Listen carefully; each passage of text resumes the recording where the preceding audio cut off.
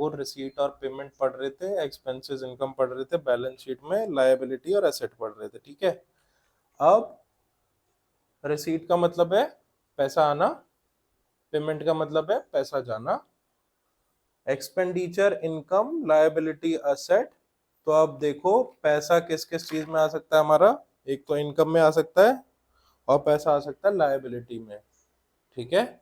क्योंकि लायबिलिटी का जो भी पैसा होता है वो मुझे रीपे करना होता है। एक क्विक रिवीजन, अगर मैं तुमसे साल भर की फीस इकट्ठी ले लेता तो वो लायबिलिटी होता या एसेट होता? लायबिलिटी ना, क्योंकि मुझे साल भर तक तुम्हें सर्विसेज रीपे करनी पड़ती, ठीक है। ऐसे ही अगर तुमने, तुम्हारा कोई एम्प्लॉय है उसको एडवांस पेमेंट किया है तो दैट मीन्स वो आपका एसेट होगा या लायबिलिटी होगा? एडवांस पेमेंट किया है, वेरी गुड। ऐसे में क्वेश्चन बदल देता हूँ, लायबिलिटी के साथ साथ एसेट भी चालू कर देता हूँ। अगर तुमने किसी बंदे को जल्दी 1 महीना पे कर दिया है, तुम्हें अगले महीने पे करना था, तो वो तो एसेट हो गया ना तुम्हारा कि तुम्हें अगले महीने पे नहीं करना या अगले साल नहीं करना। अगर तुम्हें एडवांस पेमेंट मिला है, if you are paid in advance, for example मेरे को कंपनी 1 महीने बाद सैलरी देती है, मेरे को कंपनी 1 महीने पहले सैलरी दे दे, तो वो comes under liability because I am liable for the services to my company, ठीक है। उल्टा चलता है। अब इधर देखो, यहाँ पे पैसा आ रहा है, यहाँ पे पैसा आ रहा है, यहाँ पे रेवेन्यू बोले तो छोटा पैसा आ रहा है और रिकरिंग पैसा आ रहा है, ठीक है। अगर छोटा का लॉजिक ना लगे तो रिकरिंग का लॉजिक लगा लेंगे हम। कैपिटल में बड़ा अमाउंट आएगा, बड़ा amount is generally non recurring, ठीक है। बड़ा अमाउंट आएगा तो हम उसे लायबिलिटी में डालेंगे, ठीक है। उसके बाद एक्सपेंडिचर की बात है, एक्सपेंडिचर का मतलब है खर्चा करना, छोटा खर्चा बड़ा खर्चा, ठीक है। ये बड़ा खर्चा हमें लाइफ टाइम रीपे करता रहता है, ये वाला खर्चा हमें छोटे छोटे बेनिफिट देता है, ठीक है। बस इतनी सी बात पढ़ी थी हमने कल।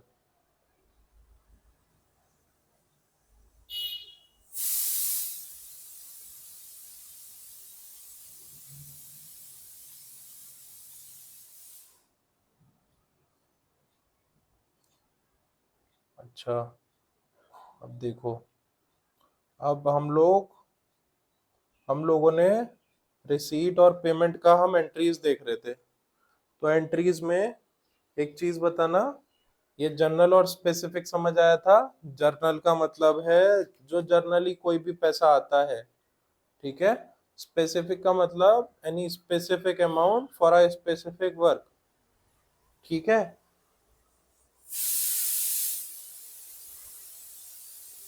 ये सीटी काटने में बहुत मेहनत लगती है यार, 1 सेकंड की होती है क्योंकि ये, हाँ तो जनरल स्पेसिफिक का कॉन्सेप्ट अपने को पता है। चलो पेमेंट पे आ जाते हैं।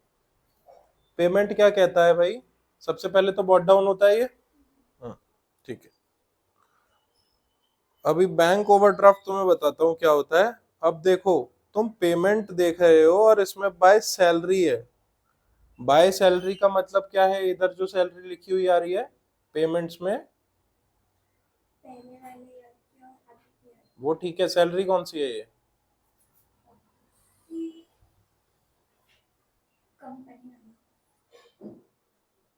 जो सैलरी तुम्हें अपने एम्प्लॉयज को देनी है, कंपनी में अपने एम्प्लॉयज को देनी है, या फिर ऑर्गेनाइजेशन, कंपनी नहीं बोलना ज्यादा ठीक रहेगा, ऑर्गेनाइजेशन में तुम्हें उनको देनी है, ठीक है। सैलरी हो गई। उसके बाद है भाई bye rent, rate and taxes. तो ये वो वाला रेंट है जो तुम्हारी ऑर्गेनाइजेशन ने लिया है और उसको रीपे करना है। अब उससे पहले बाय सैलरीज है। सैलरीज एक रेगुलर अमाउंट है या नॉन रेगुलर है?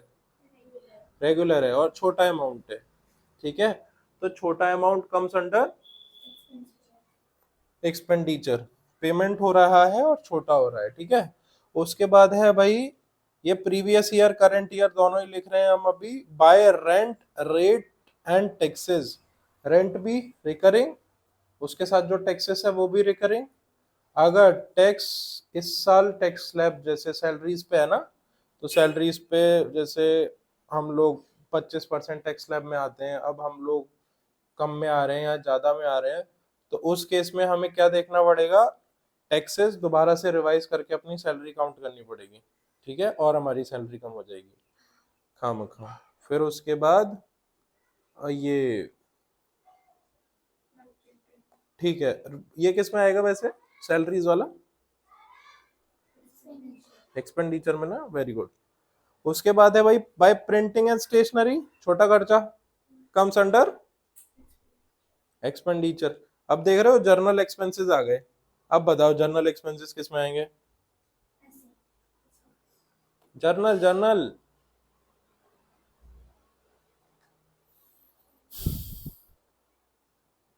चलो ठीक है, ये क्वेश्चन नहीं देखेंगे। Bye interest on bank loan, interest कब कब जाएगा, जब जब तुम ईएमआई पे करोगे तब तब इंटरेस्ट जाएगा। ऐसा तो है नहीं कंपनी एक हट्टा तुमसे वो ले लेती है, जब तुम ईएमआई पे करते हो, ईएमआई का कॉन्सेप्ट पता है दोनों लोगों को, नहीं कोई बात नहीं। देखो मोबाइल तुम्हें लेना है पर पापा से तुम्हारी लड़ाई हो गई है और किसी से तुम मांगती नहीं हो, फिर तुम क्या करोगी, बोलोगी भैया अभी तो मेरे पास नहीं है, 70,000 से नीचे मैं मोबाइल लूंगी नहीं, मेरे को यही चाहिए। चलो 70 नहीं, लाख रुपए का लोगी फोन, फॉर एग्जाम्पल बढ़ा देता हूँ, लाख रुपए का फोन चाहिए मेरे को, पर अभी मेरे पास लाख रुपए नहीं है। आप एक काम करो, एक छोटी छोटी वो कर लो इनकी किस्तें, जिससे मेरे को ये आसानी हो रीपे करने के लिए। तो तुमने कहा कि मैं आपको 1,000 रुपए पर मंथ पे कर दूंगी, ऐसे करके ईएमआई बना दो मेरी। अब ये क्या बोलेगा कि ले जाओ हमसे फोन, कोई प्रॉब्लम नहीं है मैडम, जाओ ले ली।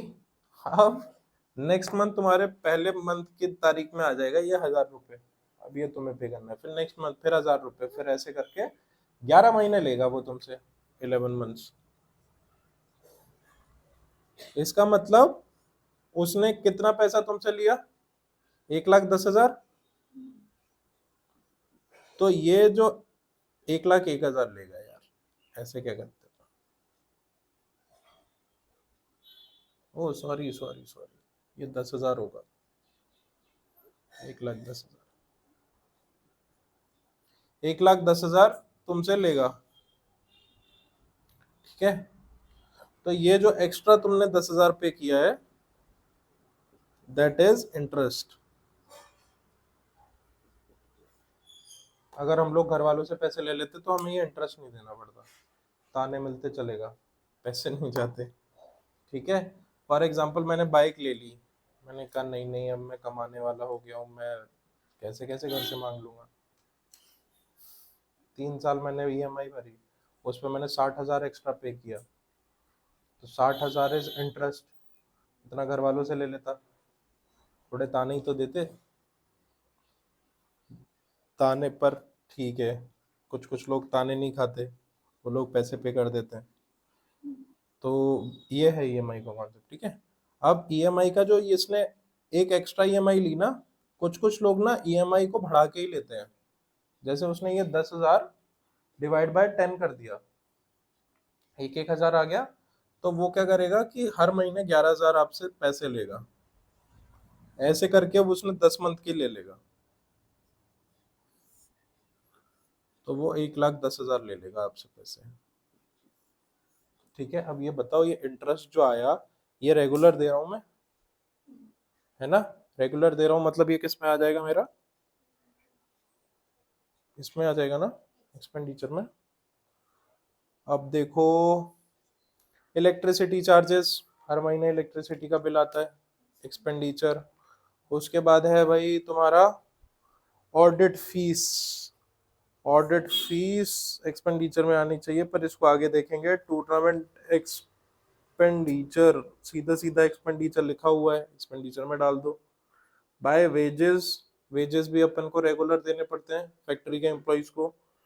उसके बाद है भाई by purchases of sports material, अब ये बताओ किस में आएगा, एसेट में आएगा ना। तुम्हारे वो गेम्स पीरियड लगता होगा उधर, बहुत सारा इक्विपमेंट्स होता होगा, वो डेली आता है क्या? सालों साल चलता है वो, टूट भी जाए तब भी अपन के गेम्स टीचर लेके नहीं आते हैं। बाय इंश्योरेंस, इंश्योरेंस अपन लोग क्यों कराते हैं? इंश्योर का मतलब क्या होता है इंग्लिश में? इधर देखो, इधर देखो, बुक छोड़ दो। इंश्योरेंस का मतलब क्या होता है? इंश्योर का मतलब क्या होता है? जैसे मैं अंकल से बोलूँ, अनन्या के पापा से, कि मैं आपको इंश्योर करता हूँ कि आपकी लड़की का रिजल्ट अच्छा आएगा, तो मैंने क्या दिया? एक भरोसा दे दिया कि भाई आ जाएगा, मैं हूँ, है ना। ऐसे ही इंश्योरेंस बोलता है कि आप चलो भगवान पे भरोसा रखो, मैं हूँ। जैसे गाड़ी का इंश्योरेंस का मतलब क्या है कि आप गाड़ी चला रहे हो, इंश्योरेंस है तो आप भी कवर हो, आपकी गाड़ी भी कवर है। इन केस कोई मिसहैप होता है तो वो इंश्योरेंस में कवर हो जाएगा। ठीक है, तो इंश्योरेंस का मतलब ये है। अब एक बात बताओ, ये इंश्योरेंस हमें रेगुलरली कराना पड़ता है क्या? नहीं कराना पड़ता, एक बार में ही हो जाता है। देखेंगे, बुक करते हैं, ये करेंगे। By telephone and mobile expenses, छोटा खर्चा ना, expenditure. By bank charges, by postage, expenditure ना। पोस्टेज क्या होता था? पोस्ट ऑफिस वाला खर्चा, छोटी मोटी चिट्ठियां। कन्वेंस, कन्वेंस क्या होता है? ऐसे ही इंग्लिश का टर्म है, मीनिंग बता दो, वो मूवी वाला जो बताया था। कन्वीनियंस फीस, क्या होती है कन्वीनियंस फीस? नोट्स दोबारा बनाने चालू करने पड़ेंगे। अरे कन्वीनियंस फीस, यहाँ पे बैठ के टिकट बुक कर ली, लाइन में खड़े नहीं होना पड़ा। हाँ, रुको, आज तुम दोनों से मूवी की टिकट बुक कराता हूँ, फिर तुम देखो, फिर तुम्हें याद रहेगा। By expenses for annual function, एक ही बार होगा ना, नॉन रिकरिंग है ना ये तो। बाय फिक्स डिपॉजिट, जनरली ये बड़ा खर्चे में आता है फिक्स डिपॉजिट ना, एसेट, क्योंकि ये रिटर्न हमें ऑन अ लॉन्गर टर्म देता रहता है। By purchase of fixed asset, लिखा ही हुआ है। बुक्स अपन एक्सपेंडिचर, अच्छा ठीक है। लाइब्रेरी की बुक डेली खरीदते हैं क्या? लाइबिलिटी, हाँ, लाइबिलिटी तो कैसे भी नहीं हो सकता।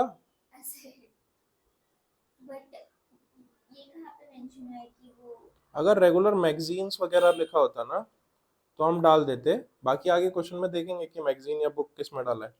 मेरे हिसाब से तो बुक्स है तो फिर उसमें डालना चाहिए एसेट में, क्योंकि हमारी लाइब्रेरी में तो कभी बुक्स बदली नहीं, न्यूज़पेपर और मैगजीन ही बदलती थी।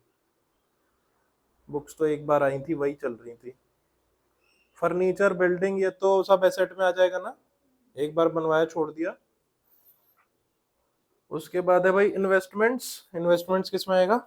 एसेट ना, रिटर्न देगा क्योंकि, और रिटर्न तो खैर हमारा वो एक्सपेंडिचर भी देगा, पर एक्सपेंडिचर साल की साल रिटर्न दे देगा, और ये साल के बाद रिटर्न देगा।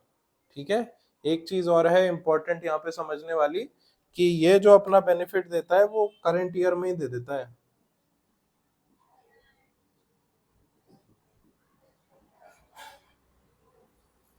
करंट ईयर में कैसे देता है भाई? फॉर एग्जाम्पल तुमने कोई फर्नीचर खरीदा, तो फर्नीचर की कॉस्ट इसी साल निकल जाएगी क्या? जैसे मैं तुम्हें बोलूं कि मैं क्लास ले रहा हूँ, ठीक है, मैं क्लास ले रहा हूँ, उसमें मैंने इन्वेस्टमेंट कर दी लाख रुपए की। ठीक है, जनरली मैं यहाँ पे रेंट दे रहा हूँ 20,000, उधर मैंने लाख रुपए डाल दिए। ठीक है, अब लाख रुपए मैंने डाले तो मेरे वो लाख रुपए एक साल में कवर हो जाएंगे क्या? 20,000 मत करो, 2,000 का रेंट दे रहा हूँ मैं, लिख देता हूँ। मैं कहीं 1 लाख रुपए की बिल्डिंग खरीद रहा हूँ, खरीद इन द सेंस रेंट पे ले रहा हूँ। ठीक है, यहाँ पे बस मैं 2,000 रुपये देता हूँ पर मंथ, और तो मेरा साल का खर्चा हो गया 24,000, इतना ही हुआ ना, पर एनम। अब मैंने इनिशियल एक खट्टा 1 लाख रुपए दे दिया इंफ्रास्ट्रक्चर खड़ा करने के लिए, तो मेरा ये इसी साल मेरे को रिटर्न दे देगा क्या पूरे? नहीं देगा ना, ये ऑन अ लॉन्गर टर्म मेरे को रिटर्न देना चालू करेगा। 1-2 साल में उसकी कॉस्ट निकलेगी, फिर उसके बाद वो रिटर्न देने लगेगा। रिटर्न देने लगेगा मतलब वो फ्री हो जाएगा, फिर मुझे उस पर और इन्वेस्ट नहीं करना। इसीलिए बिल्डिंग वगैरह जो भी लॉन्ग टर्म वाले हैं, जो करंट ईयर में हमें फायदा नहीं देंगे, जो लॉन्गर टर्म में फायदा देंगे, वो हम असेट में डालते हैं। ये लॉन्गर टर्म में फायदा देगा भाई, लॉन्ग टर्म फायदा। ऐसा बोलते हैं ना, LIC करा लो लॉन्ग टर्म जिंदगी के साथ भी बाद भी वाला, तो एसेट इज वो LIC, ठीक है। अब उसके बाद है भाई न्यूज़पेपर। न्यूज़पेपर हर महीना आएगा। एक्सपेंडिचर ऑफ एक्सपेंसेस हर महीने होंगे, है ना। रिपेयर भी जनरली हर महीना या कंसीडर कर लेते हैं हम, होता ही रहता है, ठीक है।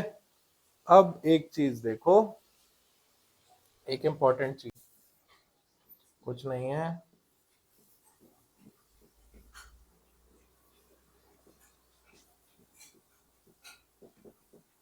घर में ज्यादा खर्चीला कौन होता है? जनरली पापा। दोनों के घर में पापा ही खर्चीले हैं या मम्मी खर्चीली है? पापा। हाँ, पापा की बुराई कर लो।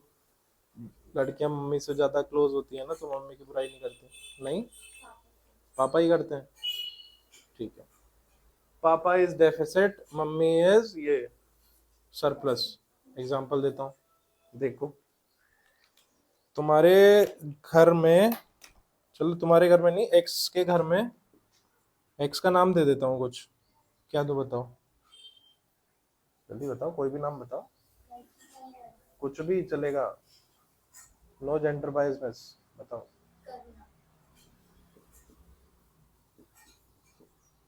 करुणा की मंथली, मतलब उसके घर में मंथली पैसा आता है ₹1,00,000, रिच पीपल, ओके, ₹1,00,000 आता है।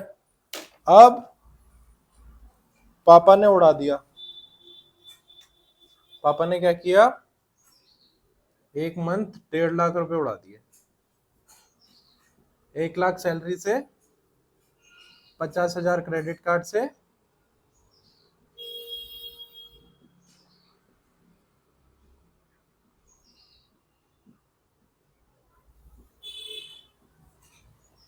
टोटल एक्सपेंसेस, ये अर्निंग है, ठीक है। अर्निंग बोले तो इनकम, ये एक्सपेंसेस है। एक्सपेंसेस बोले तो एक्सपेंडिचर, ठीक। पापा ने उड़ा दिया ₹1,50,000। अब मम्मियों का डायलॉग कि मेरे को पैसे दो, मैं मैनेज करके बताती हूँ। यार मम्मी बोलती है, हालांकि पापा देते नहीं है। उसके बाद देखो मम्मी ने क्या किया, सारा मिला के, सारा खर्चा वर्चा मिला के 75,000 में ही खत्म कर दिया महीना। उनका एक्सपेंडिचर था ₹75,000 ओनली, ठीक है। उसके बाद मम्मी ने बचाए कितने, बचाया कितना पैसा, ₹1,00,000 की इनकम थी, 75 ही खर्च किया, 25,000 बचाए ना, तो उन्होंने 25,000 की सेविंग भी कर ली। पापा को अगले महीने की सैलरी से ₹50,000 भी देने हैं, पर मम्मी ने इस महीने ही 25,000 बचा के दिखा दिए। बोला देखो सीखो कुछ मुझसे, ठीक है। उसके बाद क्या हुआ कि हम लोगों ने डेफिसिट और सरप्लस सीखना था, तो अपने को कॉन्सेप्ट भी लगाना था। तो सरप्लस इज वो पैसा when your income is smaller than your expenditure. वो वो देखिए मूवी आमदनी अठन्नी खर्चा रुपया, देखिए। यार मूवी देखा करो, क्या कर रही हो। तो जब पैसा आप पे कम आ रहा है बट आपको खर्च बहुत करना है, जैसे मेरी सैलरी ₹10 पर मैं ₹15 खर्च कर देता हूँ, ठीक है, तो उस केस में आपका ये हो जाएगा डेफिसिट। उल्टा लिख दिया है मैंने, ये वहां लिखूंगा मैं, जब, नहीं नहीं सही तो लिखा था यार, एक्सपेंडिचर ज्यादा हो गया, ओ ओ ऊपर वाला उल्टा लिखा।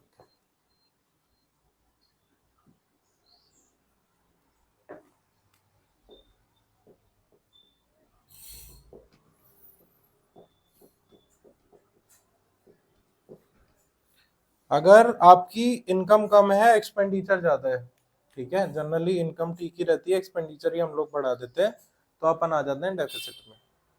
ओके, मम्मी के केस में इनकम ज्यादा थी या expenditure? Income is ₹1,00,000, expenditure is 75,000। Income बढ़ी ना इस केस में, income is greater than expenditure.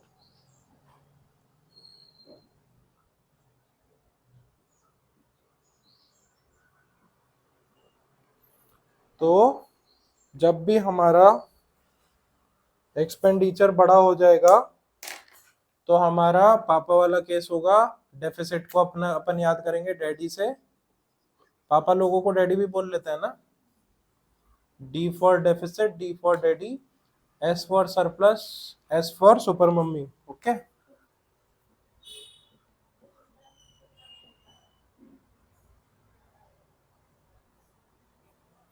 ठीक है, ये हो जाता है, याद रहेगा। अब देखो क्या करने का है अपने को, अब ये मैंने इतना जोर दे के क्यों सिखाया है, हम बना रहे हैं टेबल, उसका बस एक कॉन्सेप्ट तुम सीख जाओ, आज की मेरी क्लास सफल हो जाएगी। देखो अभी तुम इस टेबल में देखो, बैंक ओवरड्राफ्ट करके लिखा हुआ है, ऊपर भी नीचे भी, इधर उधर, समझा ना? वो टेबल बनाया है क्या, कि अभी टाइम नहीं मिला, वो वाला कल वाला नहीं बना, बना लेना आज जाके, ये भी बना लेना, ये वाला, ठीक है। मैं कभी भी पूछ लूंगा डेफिसिट, कभी भी पूछ लूंगा सरप्लस।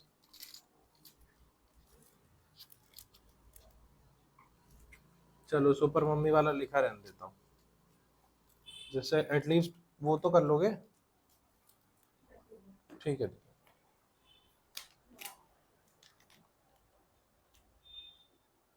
अपन क्या कर रहे हैं, यहाँ पे क्या आता है, एक्सपेंडिचर या वो इनकम,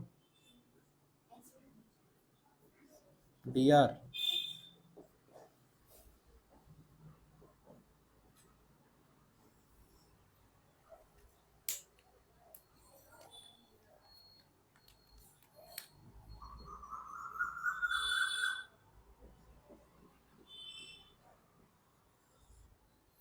ठीक है। प्रॉफिट एंड लॉस से अपन वो देखेंगे, प्रॉफिट एंड लॉस में यहाँ पे क्या आता था, कौन सा अकाउंट आता था, पहला ट्रेडिंग आता था, फिर दूसरा प्रॉफिट एंड लॉस आता था, उसमें सी आर इधर, डी आर इधर, ठीक है। अब तुम्हारा जब प्रॉफिट ज्यादा होता था, जब तुम्हारा प्रॉफिट ज्यादा होता था, तो उस केस में हम लोग क्या कर देते थे, क्योंकि यहाँ पे हम लोगों को दोनों अमाउंट बराबर करने हैं, तो ये प्रॉफिट अगर ज़्यादा होगा मेरा, इसका मतलब ये पूरी एंट्री मिला के कम होगा, तो अपन क्या करते थे, इन सारी एंट्रीज का सम करते थे,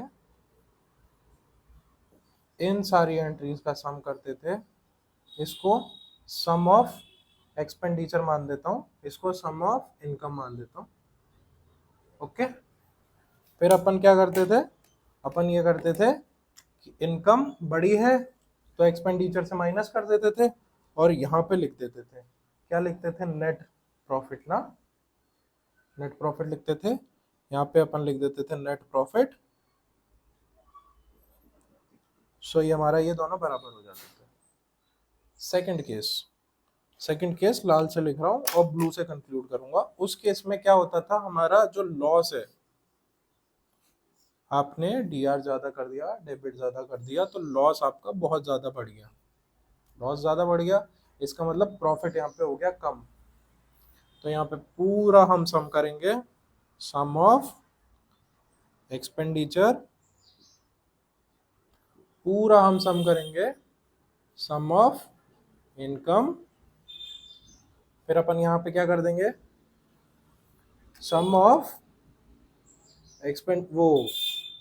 expenditure minus sum of income. इसको हम वहां पे क्या कह देते थे, नेट लॉस ना, नेट लॉस इधर ही प्लस होता था ना। नहीं समझ में आया, वेरी गुड, कोई बात नहीं, दोबारा समझाऊंगा, ऐसे परेशान मत हुआ करो। देखो कहानी थोड़ी ज्यादा लिख दी है मैंने, परेशान नहीं होना है, दूसरा टेबल बना देता हूँ।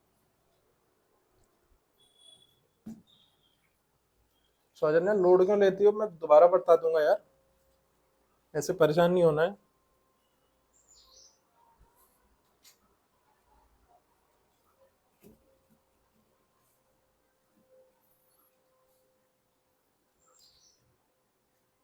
बताओ किसको काटूं, लॉस को काट दूं, लॉस को काट देता हूँ। ये प्रॉफिट वाला तो समझ आया ना, तो मैं अनन्या, दोनों समझ आया, वेरी गुड।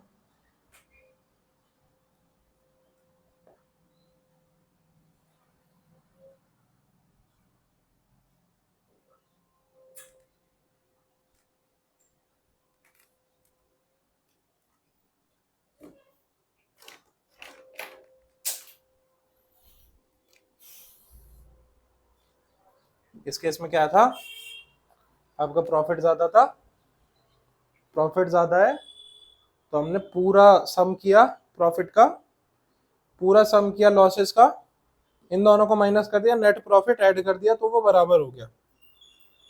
सेम चीज कर रहा हूं मैं यहाँ पे, क्या कर रहा हूँ, एक्सपेंडिचर, या फिर इसको क्या कर लूँ, लॉस कर दूं, लॉस लिख देता हूँ। यहाँ पे क्या कर दूं, इनकम, इसको मैं प्रॉफिट लिख देता हूँ। ठीक है, अब मेरा जब लॉस ज्यादा है, यानी कि मेरा एक्सपेंडिचर ज्यादा है, एक बात बताना, वो सरप्लस होगा या वो होगा डेफिसिट, पहला वाला केस।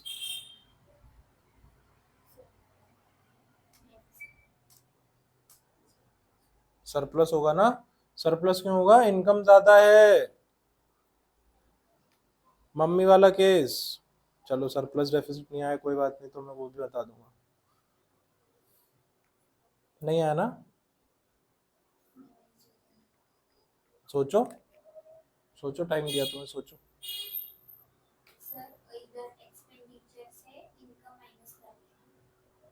कुछ भी कर सकते हैं, नेट प्रॉफिट लॉस लॉस, यहाँ पे प्रॉफिट ज्यादा हुआ ना, इनकम बढ़ी है, इनकम ज्यादा होगी तभी तो प्रॉफिट होगा, मतलब इनकम मत लो यार, इसको प्रॉफिट ले लो, इसको प्रॉफिट ले लो, प्रॉफिट एंड लॉस अकाउंट बना रहा हूं मैं। तो प्रॉफिट अगर मेरा बड़ा है, लॉस मेरा छोटा है, तो क्या नेट प्रॉफिट ही तो होगा मेरे को, नेट प्रॉफिट होगा तो मेरा मम्मी वाला केस होगा या पापा वाला केस होगा, मम्मी वाला, मम्मी वाले केस को क्या कहते थे, सुपर मम्मी, सुपर मम्मी बोले तो सरप्लस, सरप्लस। ठीक है, अब देखो, इन केस तुम्हारा लॉस ज्यादा है, तो मैं पहले क्लास में बताया था ना मैंने, एक्सपेंडिचर और इनकम पीएनएल से मैच करता है, बस इसीलिए बताया था। अब तुम्हारा लॉस हो गया ज्यादा, ठीक है, हमने कुछ नहीं किया, ये सारे लॉस को सम किया, ठीक है, सारे प्रॉफिट को सम किया। ये तुमने क्यों किया, क्योंकि तुम्हारा एजेंडा था कि लास्ट में तुम्हें एंट्रीज बराबर चाहिए, एंट्रीज बराबर चाहिए, बट ये तो तुम्हारा ज्यादा है, तो यहाँ पे कुछ बड़ी वैल्यू आ जाएगी, यहाँ पे कुछ छोटी वैल्यू आ जाएगी, तो यहाँ पे मुझे कुछ तो ऐड करना पड़ेगा, कुछ तो मुझे ऐड करना पड़ेगा। वो मैं क्या ऐड करूंगा, वो मैं ऐड करूंगा इन दोनों का डिफरेंस, मतलब ये कितना ज्यादा है इससे, मतलब मैं लॉस का सम कर दूंगा, लॉस को सम करूंगा माइनस प्रॉफिट को सम करूंगा, ठीक है, तो मेरा कुछ डिफरेंस आएगा, उसको मैं प्लस कर दूंगा, तो ये दोनों वैल्यू बराबर हो जाएंगी। ये कौन सा केस है, डेफिसिट सरप्लस, पक्का ना, डेफिसिट बोले तो डैडी, ठीक है, डेफिसिट, ये क्या था? सरप्लस। ठीक है।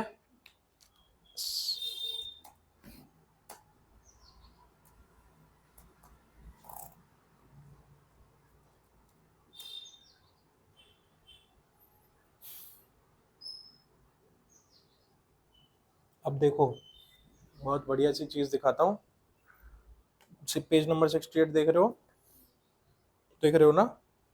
अब तुम देखो, वहां पे राइट हैंड साइड इनकम में बाय बैलेंस कैरिड डाउन दिख रहा होगा तुम्हें, बाय बैलेंस कैरिड डाउन। सबसे नीचे वाली एंट्री देखो, थर्ड लास्ट था, ठीक है। उसमें लिखा हुआ है बाय बैलेंस कैरिड डाउन, ठीक है। जितना भी बैलेंस है उसको हमने कैरी डाउन किया। उसके नीचे लिखा है cash in hand, cash in bank, ठीक है। बगल में देखो, उसी के बगल में एक्सपेंडिचर में लिखा हुआ है to balance carry down bank overdraft. यहाँ पे हम लोग ये डिफरेंस फंसाएंगे क्योंकि हमें एंट्री बराबर करनी है। क्वेश्चन में बताऊंगा कैसे फंसाएंगे, ठीक है। Revenue income, okay, income received. अपन को ये जरूर याद रखना है कि करंट ईयर की इनकम ही इसमें आएगी, प्रीवियस ईयर की नहीं आएगी, ठीक है। अब बोल दो कि फिर लिखी क्यों हुई है, आगे बताऊंगा।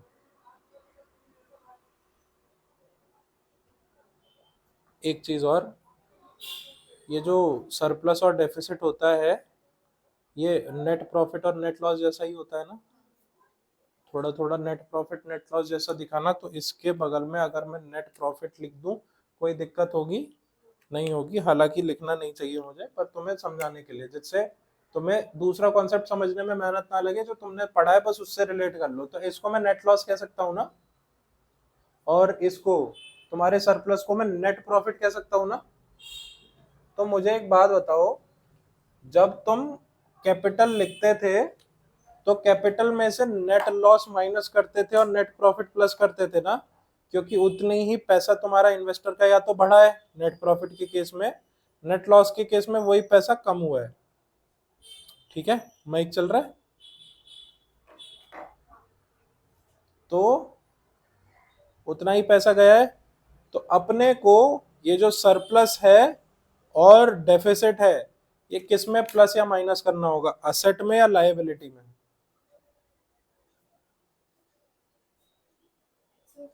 क्वेश्चन रिपीट करता हूं, अपन नेट लॉस या नेट प्रॉफिट प्लस करते थे ना, किस में प्लस करते थे?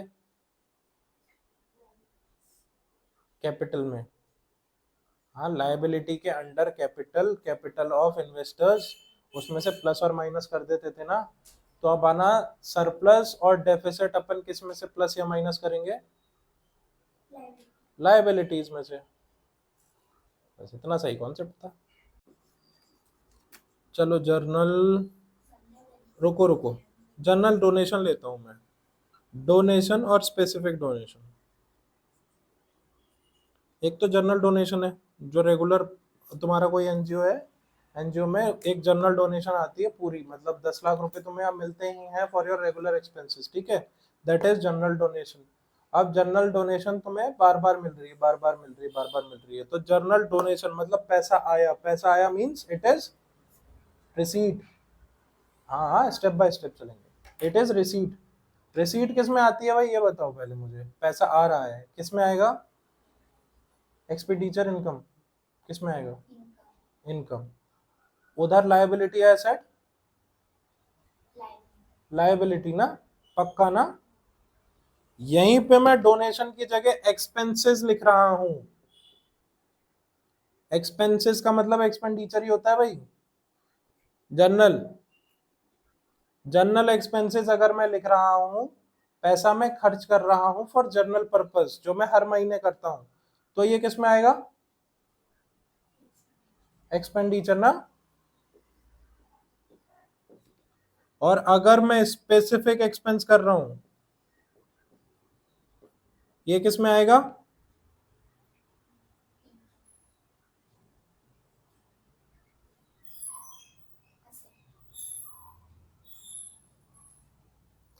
स्पेसिफिक एक्सपेंस कर रहा हूं मैं, एक्सपेंस मतलब पैसा खर्च कर रहा हूं मैं, स्पेसिफिक मतलब वन टाइम, एक बार मैं पैसा, मेरे को पहले बताओ पैसा खर्च करते हैं तो किस किस में आता है? एक तो एक्सपेंडिचर में आता है, एसेट में आता है, लाइबिलिटी में आता है, पक्का ना?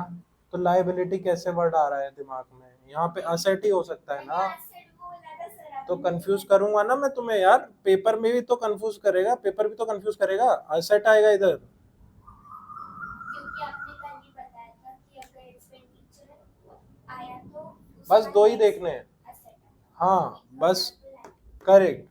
जब भी तुम्हारा एक्सपेंसेस आ रहा है, एक्सपेंसेस बोले तो पेमेंट आ रहा है, एक्सपेंडिचर और असेट में ही आएगा। और दिस डोनेशन मतलब पैसा तुम्हें मिल रहा है, तो ये तुम्हारा हमेशा इनकम में आएगा, और स्पेसिफिक तुम्हारा किस में आएगा? लायबिलिटी में। कंफ्यूज नहीं होना, इसलिए टेबल